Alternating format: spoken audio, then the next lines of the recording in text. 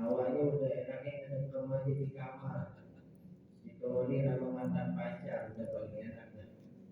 Cuman alhamdulillah Allah kasih kita istiqomah. Biar kate hujan, biar kate malam, biar kate ngantuk, kita tetap datang. Karena nilai yang paling wajar adalah kita kalau melihat dalam itu diceritain sama Syekh Az-Zarnuji ketika Imam Abu Hanifah belajar kepada gurunya Imam Muhammad ibn Abi Ismail. Kata Imam Abu Hanifah dalam kitab Ta'lim wajah tubuh syaikhon wa quron haliman soburon. Ketika aku pertama kali berjumpa kepada Imam Muhammad, aku temukan ia sudah tua, haliman soburon, tapi memiliki jiwa yang lembut dan penyabar. Imam Abu Hanifah belajar itu tidak sebentar kepada Imam Muhammad. Imam Muhammad menjadi guru Imam Abu Hanifah dalam usia yang sudah tua renta. Tapi apa hasilnya? Selanjutnya menjadi guru besar seperti yang kita kenal saat ini. Kuncinya sabat tubi, fanabat tubi. Aku tetap istiqomah belajar kepada guruku sehingga aku tumbuh menjadi orang seperti saat ini. Kunci pertamanya istiqomah. Imam Abu Hanifah bukan orang kaleng-kaleng. Kita tahu beliau generasi pertama dari 4 imam madhab yang masyhur di muka bumi ini. Eranya sebelum Imam Malik, apalagi Imam Syafi'i dan Imam Ahmad, itu Imam Abu Hanifah dulu. Bahkan diriwayatkan Imam Abu Hanifah ini pernah ditawari jabatan sebagai qadhi. Qadhi itu kalau sekarang semacam hakim agung, jaksa agung lah itu, kepala mahkamah agung, ketua konstitusi. Pernah ditawari dia gitu. Apa kata Imam Abu Hanifah? Wahai Khalifah, saya enggak mau jadi hakim agung, tapi saya bisa menyiapkan murid-murid saya sebagai hakim agung. Akhirnya Imam Abu Hanifah tercatat punya 36 murid yang sampai akhir hayatnya Imam Abu Hanifah itu murid belajar kepada Imam Abu Hanifah. Di akhir hayatnya Imam Abu Hanifah, ke-36 muridnya tersebar menjadi hakim agung di berbagai macam kota besar. Kenapa bisa kayak begitu? Istiqomah ngaji sama Imam Abu Hanifah. Jadi kalau ngaji itu modal yang paling mahal, ujian yang paling berat, istiqomah. Hujan, ledek, baru pulang kerja, mana ngantuk, asam urat kambuh, itu kan ujian. Nah, bisa kagak tuh istiqomah biar kagak asam urat lagi naik, tetap datang ke musola ngaji. Istiqomah. Satu, Imam Abu Hanifah beserta guru dan muridnya. Kemudian kita juga kenal yang namanya Imam Syafi'i. Imam Syafi'i ini ketika ngaji kepada Imam Malik tidak pernah bergeser dari tempat duduknya. Artinya Imam Syafi'i masih terus ngaji kepada Imam Malik sampai Imam Malik sendiri yang menyuruh Imam Syafi'i untuk berangkat ke Baghdad menemui guru yang lain. Imam Syafi'i dari Palestina masa kecilnya digendong sama emaknya ke Mekah Mukarramah. Dalam Masjidil Haram, Imam Syafi'i dididikkan oleh ibunya untuk mengaji Al-Quran kepada salah satu masyaikh di Masjidil Haram. Nah, gurunya lihat di Syafi'i ini anaknya antik nih, orangnya lebih pintar dibanding murid lainnya. Akhirnya gurunya Imam Syafi'i di Masjidil Haram itu mengirimkan Imam Syafi'i untuk ngaji kepada Imam Malik yang ada di Madinah Munawwarah. Hadis Imam Malik seperti yang kita tahu. selama ngaji kepada Imam Malik, Imam Asy-Syafi'i tidak pernah ada keinginan untuk belajar kepada masyayikh lainnya, sampai akhirnya Imam Malik sendiri yang menyuruh kepada Imam Syafi'i untuk dari guru yang lain. Ada kalau bahasa kita beginilah kurang lebih nih. Syafi'i, ilmu gue udah lu ambil semua, tapi dari guru yang lain. Kurang lebih begitu bahasanya.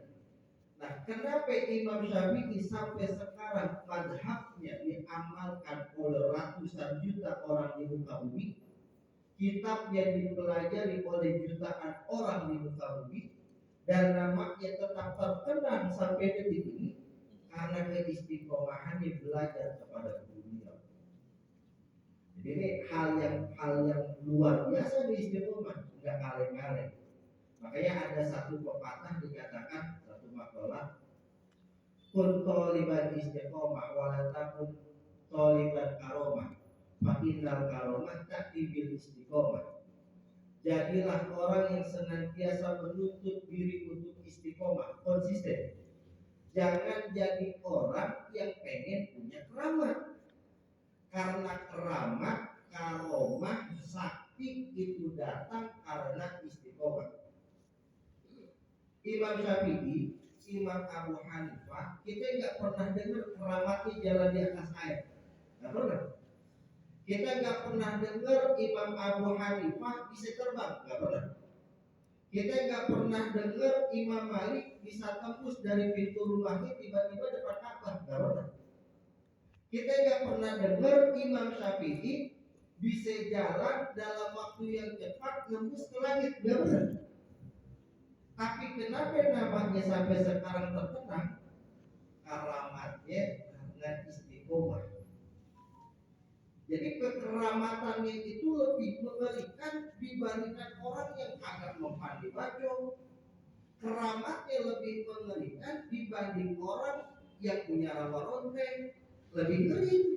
Kenapa? Karena namanya dikenang sampai detik ini, ajaran yang diamalkan oleh ratusan juta orang, kitabnya dipelajari, dijadikan rujukan oleh jutaan kiai. Itu keramat yang sesungguhnya. Jadi kalau tiba pengen bisa terbang, kagak mempan dibaca, kagak kelihatan sama polisi kalau kena tilang, ya kayak begitu itu gampang, kecil, kayak begitu mah. Ya, tapi kalau istiqomah apa lagi? Itu yang susah. Kemudian kita mengenal yang namanya Imam Ibnu Hajar Al-Asqalani, Shahihu Syahil Bukhari, yaitu pengarang kitab Fathul Bari. Nah, beliau ini sebenarnya nyantri kepada Imam Al-Iraqi cukup lama. Cuman kalau bahasa kita bilang rada bebel, ngaji kagak ngerti-ngerti. Ngaji kagak ngerti-ngerti. Sampai akhirnya Imam Ibnu Hajar ngerasa minder sama teman-temannya. Di teman gue disuruh ngapalin hadis udah beda hatam, gue timbang satu biji ini kagak hatam-hatam, tapi ngapalinnya beserta sanad, bukan timbang inamal amalin biniat, bukan. Tapi hadasani sampai Rasulullah beserta sanadnya dan matannya. Imam Ibnu Hajar sempat putus asa. Ya singkat cerita, beliau kabur dari pondok, dia lihat masuk ke dalam gua ada batu yang gede banget, bolong ditetesin sama air. Kan kalau dalam gua tuh ada air suka netes, nah bawahnya ada batu, itu batu ketetesan sama air, setetes. Itu batu yang gede keras sama tetesan air bisa bolong. Beliau mikir, tuh batu keras kena air, tapi tetesannya konsisten. Pada satu tempat, di tempat yang sama, pada satu batu yang sama. Tes, bolong ke batu. Ini Imam Ibnu Hajar mikir, itu batu yang keras aja bisa tembus sama air, masa otak gue yang encer, yang lembut kagak bisa tembus sama hadis. Nah, pelajaran kedua yang beliau lihat, itu air konsisten, istiqomah, netes pada satu tempat yang sama. Kalau gue konsisten bisa ngapalin satu hadis, berarti gue juga harus bisa kayak teman-teman gue. Balik lagi ke Imam Al-Iraqi. Satu riwayat mengatakan beliau belajar kepada gurunya selama 20 tahun. Kepada guru yang sama, pesantren yang sama, dengan mempelajari kitab yang sama. Kagak apa-apa. Tapi begitu balik lagi dengan semangat yang kuat, dengan tekad istiqomah yang besar, beliau menjadi orang yang paling masyhur, dikenal, bisa menjelaskan hadis-hadis karyanya Imam Bukhari. Makanya ada karya beliau namanya Fathul Bari al Syarhi Sahihil Bukhari. Berkata konsisten, istiqomah itu bukan hal yang remeh, itu hal yang susah. Makanya kenapa orang-orang zaman dulu itu bisa sakti, bisa keramat, bukan bicara wirid puasanya bukan, tapi bicara konsistennya, istiqomahnya dalam ngaji. Syekh Abdul Qadir Al-Jilani yang kita tahu sebagai Sultanul Auliya, beliau itu tidak pernah menginginkan kekeramatan. Lihat dalam kitab Al-Qunya, beliau itu amat sangat menghindari yang namanya kekeramatan, karena tujuan beliau hanya tazkiyatun nafsi, membersihkan diri agar bisa dekat sama Allah. Karena dia konsisten menjaga diri dari hal yang syubhat, jauhin yang haram, menjalani kewajiban, menjalankan yang sunnah-sunnah, berusaha menjauhi yang dimakruhkan, Allah kasih bonus berupa keramat. Beliau kagak mau. Orang kalau udah dekat sama Allah, konsisten sama ngaji, nggak perlu minta, Allah kasih. Buktinya si Abdul Qadir lagi konsisten. Nah, ini kan pengajian udah lama banget. Karena saya tahu sebelum eranya Bapak ngajak itu Bapak Hamzah udah ngajar di sini, yang saya tahu. Kemudian tadi juga diceritakan sama Ustaz ini, bahkan dari zaman orang tuanya, dari musola mulai dibangun, ngaji dari satu rumah ke satu rumah, dia keliling segala macam. Itu kan butuh konsistensi yang tinggi, keistiqomahan yang luar biasa. Nah, cuma kita aja kagak sadar bahwa ada keberkahan yang Allah hujani buat diri kita. Konsistensi yang dia begini nih yang mahal. Jangan sampai lepas. Konsisten itu butuh. Ya, para namanya ulama salafus saleh itu tidak pernah mengenal yang namanya telat untuk mengaji. Ada kisah ini jadi pelajaran buat kita. Satu ulama yang kita dengar sebagai ahli tasawuf namanya Malik bin Dinar.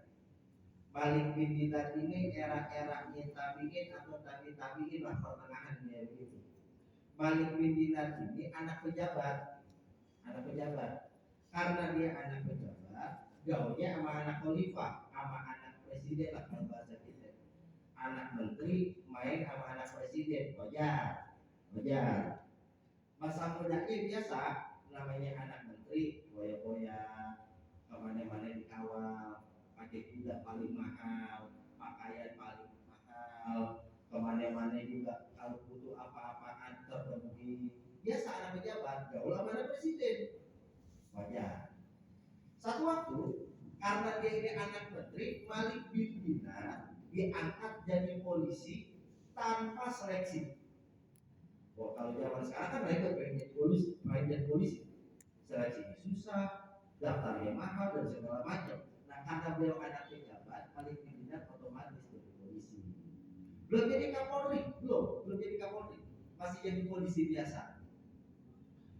Satu waktu Malik bin Dinar lagi dia lagi ngawas di satu pasar, dikasih tugas. Di satu pasar dia ngeliat ada bapak-bapak habis belanja sembako sama preman pasar dipalakin. Kata nih bapak-bapak, saya udah gak punya duit saya habis, dan ini harta yang saya punya satu-satunya. Ini pun harus saya berikan untuk anak istri saya karena belum makan dari kemarin. Premannya nggak tahu diri, kalau lu gak punya duit, sembako lu sini gua ambil. Malik bin Dinar melihat dari jauh ada orang miskin ditindas. Allah kasih hidayah di situ. Gimana rasanya Saya yang terbiasa hidup koya-koya, dimanja, kebutuhan itu terpenuhi. Kalau ada di posisi bapak itu, akhirnya Malik bin Dinar nyamperin itu preman, ditangkap tuh preman, sembakonya dibalikin ke bapak-bapak. Tapi ada satu syarat kata Malik bin Dinar, Pak, ini sembakonya saya balikin, premannya saya tangkap. Saya minta satu hal, bapak punya anak kan di rumah, saya punya satu putri masih kecil, dia lagi nahan lapar sekarang. Nah, kata Malik bin Dinar, saya minta tolong satu aja Pak, bapak kasih di sembako, bapak masakin di sembako, sebelum bapak suapin anak bapak, tolong bilangin ke anak bapak, doain Malik bin Dinar biar jadi hamba Allah yang taat. Itu aja Pak. Malik bin Dinar itu saya, kata si polisi nih, kata si Malik, bilangin ya Pak ke putri bapak, doain biar Malik bin Dinar jadi hamba Allah yang taat. Wasilah doa anak yang belum kenal dosa, akhirnya Malik bin Dinar menjadi ulama besar di eranya. Dan usia Malik bin Dinar ketika taubat itu 30 tahun. Umur 30 tahun baru belajar alif, ba, ta, sa, baru belajar wujud, tidak, bako, walafatul hawadisi. Umur 30 tahun. Tadinya polisi, anak pejabat, dia tinggalkan semuanya. Bisa 30 baru tahu alif bahasa. Tapi akhirnya ini jadi kiai, jadi ulama yang disegani di era. Kemudian ada juga di dalam kitab Uskuria dikatakan Fudail bin Iyad. Fudail bin Iyad ini mantan rampok, mantan begal lah begitu, mantan penjamret. Apalagi sekarang jamret lagi viral nih, dilindungi polisi. Mantan jamret, artinya mantan rampok, sarik. Dia itu perampok ulung. Tidak ada satupun rumah yang tidak aman dari Fudail bin Iyad. Taubatnya ketika di usia 40 tahun. 40 tahun baru ngaji. Baru kenal, oh ini alif, oh ini ba. 40 tahun. Tapi karena kesungguhannya, istiqomahnya, udah lebih dia menjadi ahli tasawuf di era. Banyak orang kayak gitu. Jangan kira Imam Ahmad bin Hanbal itu enggak terlena sama dunia. Ahmad bin Hanbal, Abu Hanifah itu saudagar kaya. Imam Malik itu orang kaya. Bahkan Imam Ahmad bin Hanbal itu pengusaha properti kalau kata kita sekarang. Punya banyak ruko di mana-mana. Punya banyak toko, punya banyak klaster. Itu Ahmad bin Hanbal. Beliau sungguh-sungguh mendalami fikih di usia kurang lebih 35 sampai 40 tahun. Ahmad bin Hanbal. Tapi kenapa Imam Ahmad bin Hanbal ini bisa menjadi seorang mujtahid mutlak? Ingat, mujtahid mutlak. 4 orang ini, Abu Hanifah, Imam Malik, Imam Syafi'i, Ahmad bin Hanbal itu mujtahid mutlak, udah nggak bisa digoyang lagi. Imam Ahmad bin Hanbal ketika usianya 40 tahun, dia olah hartanya, dia olah bisnis propertinya untuk kepentingan umat. Jadi kalau dia mau ngaji, dia sedekahkan dulu hartanya untuk kebutuhan buruknya. Kalau dia mau ngaji, dia perhatikan dulu apa yang kurang dari buruknya. Nah, dikasih dulu, baru dia ngaji. Ngajinya enggak cuma main-main, dia benar-benar serius istiqomah. Karena kesungguhannya dan ketelatenannya dalam mengaji itu bisa menjadi mujtahid mutlak. Berarti enggak ada kata telat untuk mengaji, dan kalau udah mulai ngaji mantanakan keistiqomahan. Subutul istiqomah khairun min alfi qaromah. Orang yang benar-benar istiqomah, memiliki keistiqomahan dalam satu hal, itu lebih baik daripada punya 1000 keramat. Mau apa juga keramat, nggak ada artinya kalau dia kagak istiqomah. Bruce Lee dia pernah bilang, tahu Bruce Lee ya? Bruce Lee,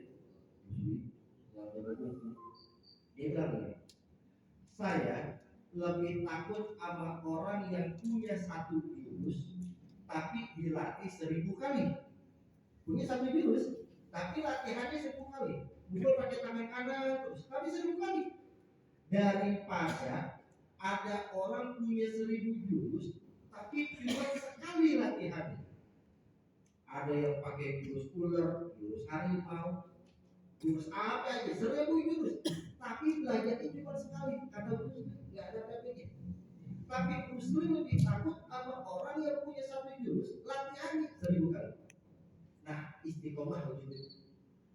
Biar katanya cuma ngaji satu tempat di musola at-taqwa tiap malam Jumat sama satu guru, itu lebih baik. Tapi dengan catatan istiqomah. Daripada loncat ke majelis sono, loncat di sini, loncat di situ, loncat di sini, kagak dapat apa-apa. Nggak dapat apa-apa. Karena cuma sekali hadir pergi, sekali hadir hilang, sekali hadir nggak nongol lagi, sekali hadir lupa lagi. Tapi kalau kita ngaji satu tempat aja, kita pegang benar-benar. Jadi Imam Abu Hanifah kepada Imam Ahmad begitu, Imam Syafi'i ke Imam Malik begitu, Imam Ibnu Hajar kepada Imam Al-Iraqi begitu modelnya. Jadi keistiqomahan ini harga yang mahal. Nggak usah terlena sama yang rame-ramean, nggak usah terlena. Oh, di sana ada kiai yang bisa merubah pasir jadi emas. Oh, di sana ada kiai yang bisa manggil malaikat Jibril. Gue nggak peduli. Yang penting gue punya pegangan satu dulu. Udah selesai. Konsisten. Nanti akan melahirkan kekeramatan meskipun tidak kita rasakan, tapi bisa jadi untuk anak cucu kita. Saya menyaksikan langsung, ini bukan cerita yang saya dapat dari kitab itu, bukan. Saya menyaksikan langsung. Saya punya guru, namanya Syekh Haji Asep Zaini Ali, Tasikmalaya. Guru waktu saya mondok itu dalam tanda kutip lumayan lama. Kagak punya amalan puasa, kagak punya amalan wiridan, nggak punya. Saya tidak pernah melihat langsung akan, saya panggil dulu itu akan puasa sunnah berpuluh-puluh hari, puasa 40 hari, puasa 60 hari, puasa 100 hari, nggak pernah. Karena beliau perokok berat. Tapi ada satu hal yang beliau tidak pernah lepaskan, bukan zikir, bukan hizib, bukan roti. Amalannya adalah ngaji. Saya pertama pondok di sana ngaji dari habis subuh sampai jam 7 pagi. Kita istirahat, sarapan. Mulai lagi ngaji jam 8 pagi sampai jam 11 siang. Istirahat, sholat zuhur, makan siang. Ngaji lagi jam 2 siang sampai jam 4 sore. Istirahat, sholat asar, mandi, siap-siap masak buat makan malam. Habis maghrib ngaji sampai ada bisa, kemudian kita makan, sholat isya, ngaji lagi dari jam 8 sampai jam 11 malam. Itu rutinitas kami tiap hari. Jadi amalan akan cuma ngajar. Dari jam 11 malam, lo istirahat sebentar. Lo pulang ke rumah berbahan. Ntar nih, kalau kami para santri belum tidur, jam 1 kan suka keluar, kita bikin kopi, kita merokok, senderan, segala macam bercanda sama teman-teman. Itu akan balik lagi ke majelis jam 1 malam. Dia balik lagi ke majelis, dia ngarang kitab, dia menolak kitab. Ntar jam 3 masuk lagi. Saya bukannya bilang akan itu buruk, enggak. Tapi saya jarang menyaksikan akan sholat tahajud. Saya jarang. Jam 3 dia balik ke rumah. Ntar azan subuh, dia baru datang lagi ke masjid. Dia sholat sunnah beberapa rakaat, dia ngimamin sholat subuh, habis itu dia pulang ke rumah. Buka kitab lagi sebelum ngajar kami santri. Terus begitu sampai jam 11. Sampai begitu aja rutinitasnya. Keramatnya punya 4 anak, 4-4-nya hafizul Quran dalam waktu singkat. 1. Yang kedua, akan sebelum memasukkan anaknya untuk menghafalkan Al-Quran ke pesantren, beliau ngapalin dulu. Dan pengakuan dalam waktu 2 bulan beliau udah hafal Al-Quran. Karena konsistensinya mengamalkan ilmu ngaji. 2. 3. Akang ini kagak punya pekerjaan kayak kita. Saya jadi guru di SD, ada penghasilan tetap lah tiap bulan. Maksudnya begitu. Akang kan enggak ngajar doang. Dan kami para santri tidak dibebani bayaran SPP. Yang penting tiap bulan bayar listrik 25.000 per bulan. Itu cuma buat listrik kok. Agak kasih buat akang. Tapi yang saya lihat tidak pernah sekalipun akan kelaparan, bahkan tidak bisa memberikan uang jajan, uang sanggup untuk anak. Gak pernah. Saya saksi hidup. Anak pertamanya mondok di Balaraja, anak keduanya mondok di Raja Desa Ciamis, anak ketiganya mondok di Purwakarta, anak keempatnya mondok di Jombang, Hafalatul Quran. Sekalipun saya tidak pernah akan gelisah kelaparan kesusahan. Tiap bulan ngirimin duit, tiap bulan bayar SPP buat 4 anaknya di 4 pesantren yang berbeda. Ini apa kalau bukan keramat? Tapi keramatnya bisa dapat dari mana? Keistiqomahan mengaji dan mengaji. Saya saksi itu. Jadi jangan takut ngaji kelaparan, jangan takut. Gak ada bahasa kelaparan. Saya saksi itu dan saya merasakan. Kami para santri, terutama angkatan saya yang dari Jakarta itu paling 2 orang 3 orang. Artinya yang bisa kasih bisyarah buat akan itu kayak itu kan. Selebihnya kan cuma mohon maaf kasih salak sekarung, kasih bawang seplastik, kasih cabai sepresek, itu doang. Tapi secara finansial nggak pernah kami lihat berapa. Dan saya punya satu guru lagi namanya Kiai Bibi Wahid, itu kakak iparnya kakak ipar. Jadi saya berguru cuma pada 2 orang selama di Tasik ya. Ada abang, cuma sifatnya ipar, ada abang. Kang Haji Bibi itu punya 11 anak. 11 anak. 5 anaknya hafizul Quran. Sisanya masih pada kecil-kecil. Karena jaraknya dekat-dekat. Kami ini punya anak 11, jaraknya dekat-dekat setahun, 2 tahun. Tapi 11 anak ini tidak pernah kesusahan, semuanya sekolah. 5-nya hafal Quran, yang 2 dia hafalatul Quran juga, yang 1 di Ciamis, yang 2-nya lagi saya kurang tahu di mana karena cara saya dia sudah ngajar.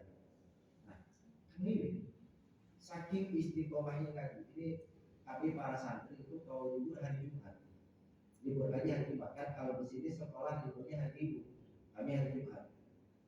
Beliau ini kalau ngaji bukan di majlis, di masjid. Jadi kayak begini nih. Masjidnya masjid jami. Jadi pesantren kami masjidnya dijadikan buat sholat Jumat bagi masyarakat setempat. Kebiasaan Kang Haji itu di soft keduanya adalah tumpukan kitab beliau. Ini udah jadi kebiasaan. Kami maklum kan. Nanti setiap masuk waktu sholat 5 waktu, baru kami rapihin, baru nanti ngaji lagi. Nah, satu waktu, dan ini terjadi saya alami 2 kali. Lagi hari Jumat, Kang Haji lagi mutola'ah kita. Jumat dari pagi mutola'ah kita.